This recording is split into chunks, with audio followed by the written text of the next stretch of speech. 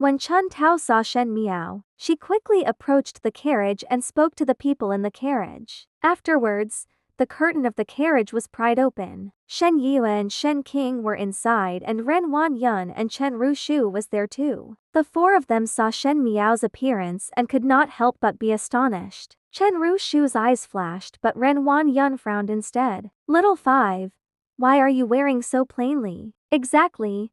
Shen King could not wait to speak. It really looks ugly. It is better to wear in brighter colors. I still have a new bright yellow dress in my room. Chun Tao, bring fifth younger sister to change it to that clothing. And what about jewelry? If one did not know, one would think that the general residence had ill-treated you. She secretly suppressed the jealousy in her heart. Actually, Shen King was also considered a delicate and attractive female. Coupled with the magnanimous and bright occasion, one would see that she was a proper noble young lady from a reputable family. But there was only one thing that she was most concerned about, was that her complexion was not fair enough as it was somewhat in the shade of wheat. For a female, everyone would want their skin to be as fair as snow. Shen Yue's complexion was fair and she did not dare to say anything. But Shen Miao's complexion was fair and with the lotus purple clothes, it made her skin look as white as snow. As such, among the three daughters in the Shen residence, her complexion was the darkest and naturally she was uneasy about it. Shen Yue examined Shen Miao very carefully and saw that she had styled her hair to a cloud top knot, which was exquisite, and with the matching lotus purple clothes, she looked exceptionally dignified. Today, she did not wear any of those gold and silver jewelry. Even though it was plain,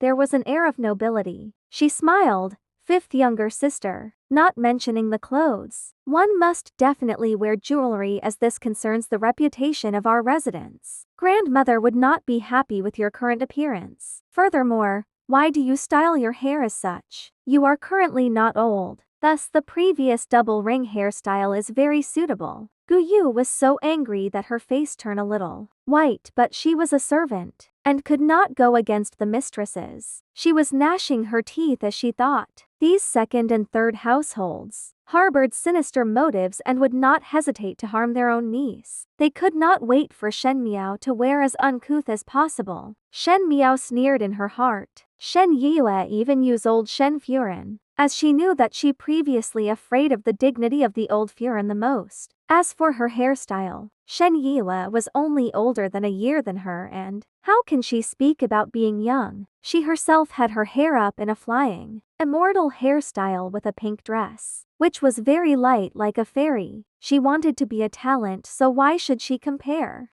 They finished talking but Shen Miao kept quiet and only smiled at them, and they did not know what she was thinking. Finally Shen King felt uncomfortable with that look and snapped at the maid standing by the carriage. Chun Tao, what are you standing there for? Still don't bring fifth younger sister to change her clothes? Not required. Shen Miao interrupted her words and put up a timely sorrowful demeanor. There is a reason for today's appearance. I especially like the jewelry that second Shen gave to me and intentionally did not wear them. A few of them look at each other and did not understand Shen Miao's meaning. Gu Yu and Jing He also look at one another before looking confusingly at Shen Miao. Father is currently far away in the northwest region, leading soldiers into bloody battles. The Hongbu have yet to retreated and the soldiers wear cold amours while I am here in the capital wearing brocade garments and enjoying jaded meals, being carefree, and enjoying the tranquility as I appreciate the flowers and compose poems. I am truly ashamed. Shen Miao slightly bowed her head as her voice lightened. Last night Bodhisattva entered my dream and wanted me to pray sincerely. Thus I have decided to wear plainly with lesser colors until Father returned back and no longer wear bright clothes or jewelry. No one expected that Shen Miao would suddenly make such a speech. Normally her words were spoken so timidly that it was unclear, let alone could she speak with such punctilious words eloquently. Shen Yue and Shen King were so surprised that they could not speak while Chen Ruqia held her head as if deep in thought. It was Ren Wanyan who was embarrassed. Shen Miao words sounded that she alone prayed sincerely for her father. But what were these Shen family doing? But she definitely not want her king or to wear such plain clothes to attend the chrysanthemum banquet too. Ren Wanyan gritted her teeth and persuaded lovingly, even it was like this. You are also a young lady and did not have to think about such heavy thoughts and relax during the chrysanthemum banquet. But Shen Miao suddenly gave a big bow to Ren Wanyan, beseeching second Shen to fulfill Shen Miao's act of filial piety. They were standing at the main doors of Shen residence and there were many passerby. When Shen Miao gave such a big bow, many of the passing people could not help but cast a curious eye towards them. Ren Wanyan could let Shen Miao wear beautiful clothes to maintain the reputation of Shen residence. But Ren Wanyan dare not fulfill Shen Miao's act of filial piety. Their own family's eldest brother was in the battle in the northwest region, not considering that they themselves did not pray for him. What kind of intentions did they have for not allowing his daughter to fulfill the act of filial piety?